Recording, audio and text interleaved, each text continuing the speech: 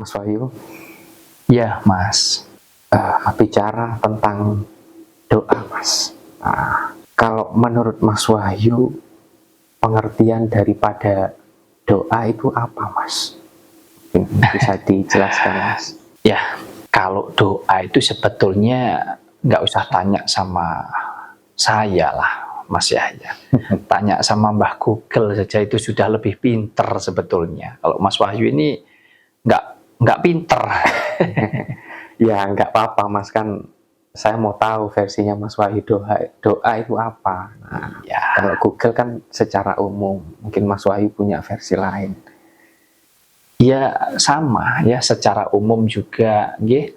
Nah, tapi secara umum itu tentu berawal kan dari pribadi, kemudian ini bisa diterima oleh umum atau tidak, kan begitu. Kalau kita bicara doa ya, kita mungkin harus pahami bahwa kenapa bisa ada yang disebut doa. Tentu karena ada yang bisa menerima doa, kan begitu ya. Kalau kita yakini di sini, kita meyakini bahwa kita punya yang maha kuasa. Sehingga kalau ada yang maha kuasa, maha segala-galanya, maka di sana kita ini akan meminta kepadanya. Kita akan memohon kepadanya. Nah, meminta atau memohon inilah yang disebut doa, Mas Yahya. Jadi doa itu sebetulnya bisa dikatakan sebagai sebuah permintaan atau permohonan dari kita sebagai umat manusia kepada yang menciptakan umat ini atau kepada yang maha kuasa. Jadi doa itu sebuah pengharapan, sebuah permohonan, sebuah permintaan dari kita kepada yang maha kuasa. Nah, banyak yang beranggapan bahwa doa itu harus pakai bahasa Arab, Mas. Ini untuk kita yang beragama Muslim, Mas.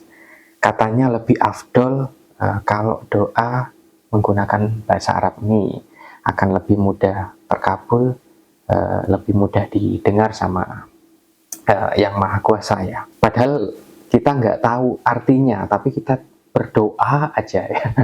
Panjang banget, nggak tahu tujuannya apa, ya yang penting kita berdoa. Itu apa benar, Mas? Lebih lebih apa ya? Lebih mudah terkabul kalau kita pakai bahasa Arab. Ya enggak juga.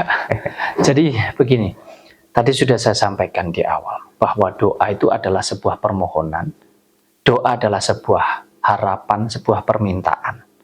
Nah kalau Mas Yahya minta misalkan, anggaplah minta kepada Tuhan, atau minta kepada orang tua misalkan. Terus Mas Yahya ini pakai bahasa Arab. Ya mohon maaf ini.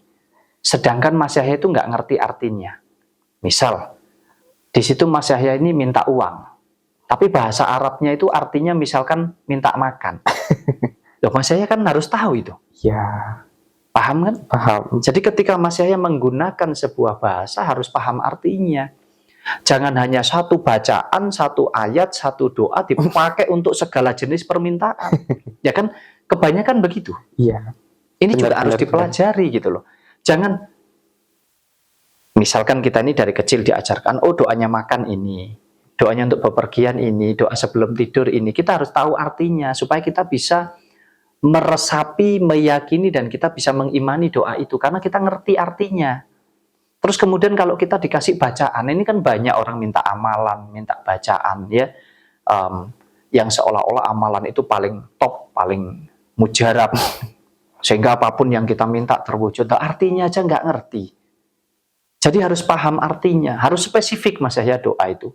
Doa itu harus jelas, supaya kita bisa, apa ya istilahnya, kalau jenengan itu meminta karena ngerti maksud dan tujuannya, sehingga menyampaikan permintaan itu jelas dan tahu nanti permintaan itu dijawab atau tidak, itu Mas Yahya kan tahu nanti, bisa merasakan.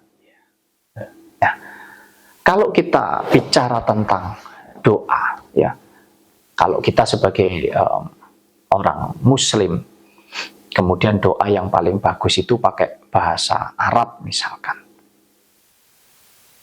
kalau saya tidak sependapat. Karena apa? Saya meyakini dan mengimani, biarpun saya Muslim, saya meyakini dan mengimani bahwa loh, Tuhan itu bukan miliknya Muslim saja. Tuhan itu bukan miliknya Arab. Yang miliknya Arab itu Islam. Agama Islam itu miliknya Arab. Tapi kalau Tuhan bukan miliknya orang Arab saja, bisa ditangkap Mas ya? Bisa. Jadi kalau saya lebih meyakini dan mengimani, karena Tuhan ini adalah milik semesta, milik jagat raya ini, artinya milik semuanya Mas Yahya. Di mata Tuhan itu sama. Dan saya meyakini dan mengimani bahwa Tuhan itu adalah maha segala-galanya, maka nggak penting pakai bahasa apapun, pakai kata-kata yang seperti apapun, dengan cara metode yang seperti apapun, nggak penting. Tata cara ini yang menciptakan kan kita manusia, diakal supaya pantas, supaya bagus. Ibaratnya lagu puisi itu ada iramanya, ada lantunan nadanya dan lain sebagainya. Tapi Tuhan nggak butuh semua itu. Tuhan ini nggak butuh variasi gitu loh Mas ya. Tuhan itu tergantung kita. Di mana kita mau, kita yakin, kita iman, disitulah kita sampai kepada Tuhan kita.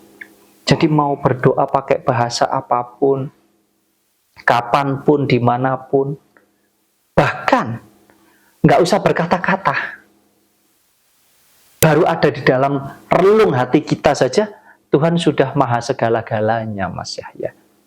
Nah, tapi balik lagi kalau bicara tentang doa yang paling cepat, yang paling mudah, yang paling dikabulkan, doa yang seperti apa? Ya doa yang memang kamu imani. Apa cukup sampai di situ? Enggak. Lalu apa lagi?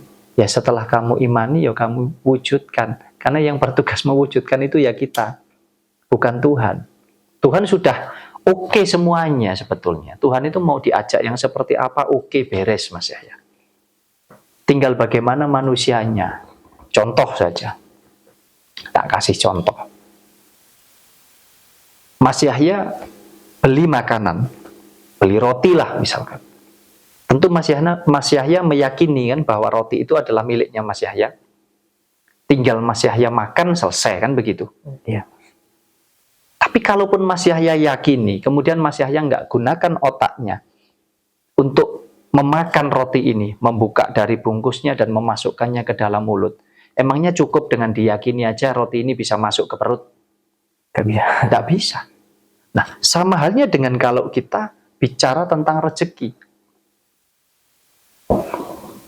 Kalau kita sudah mohonkan kepada Yang Maha Kuasa, kita sudah meminta melalui doa kita, melalui keyakinan kita, melalui iman kita. Apakah cukup sampai di situ? Enggak cukup.